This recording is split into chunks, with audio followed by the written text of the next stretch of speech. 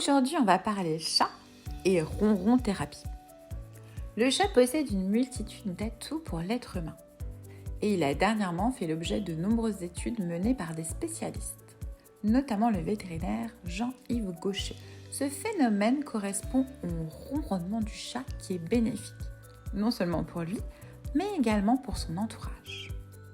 Le ronronnement à basse fréquence, entre 25 et 50 Hz, se produit au niveau du larynx. La cage thoracique du chat agit comme une caisse de résonance, amplifiant le son et la vibration qui sont apaisantes.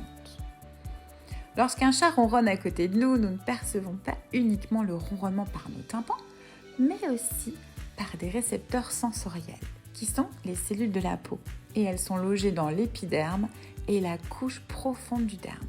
Ce sont les corpuscules de Pacini. Le ronronnement, par ses vibrations, déclenche dans le cerveau la production de sérotonine, l'hormone du bonheur. C'est qui permet à notre esprit de s'apaiser et de se tourner vers des pensées positives, ainsi que de l'endorphine, connue pour son effet anti-stress. Alors, quels sont les bienfaits du ronronnement sur l'humain ?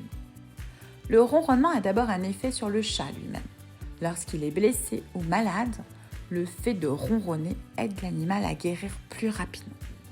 Mais être en contact avec un chat qui émet un doux ronron a également un effet extrêmement positif pour la santé mentale et physique des humains.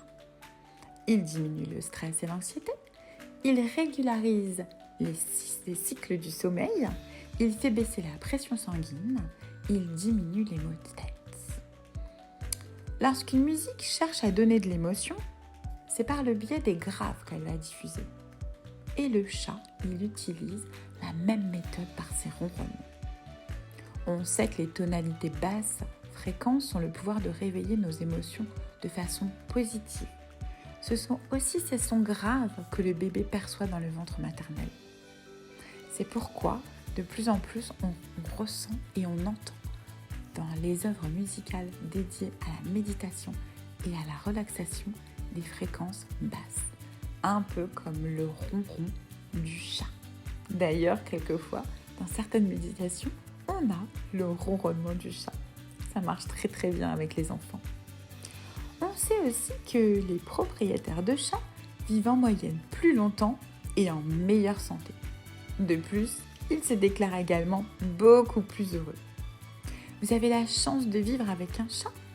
Alors, vous profitez déjà sans doute de la ronron thérapie sans le savoir.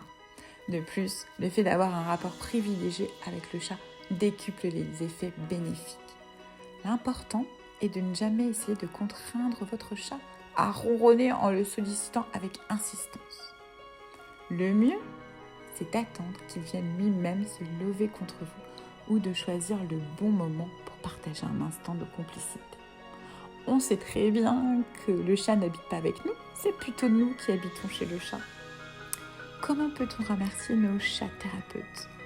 Même si leur amour est inconditionnel, nous devons de leur apporter un maximum de bien-être en retour. Attention, le chat est un animal ultra sensible. Il demande que l'on comble tous ses besoins physiologiques, mais aussi de respecter son répertoire comportemental. Bien sûr, de lui donner de l'amour et de l'affection. Tous ces conseils nous ont été prodigués par Alexandra, qui est comportementaliste félin et qui vit avec des chats, ou qui est la propriétaire des chats, ou qui plutôt accueille des chats, en veux-tu, en voilà. Merci Alexandra pour tous ces bons conseils et bonne ronron thérapie à tous.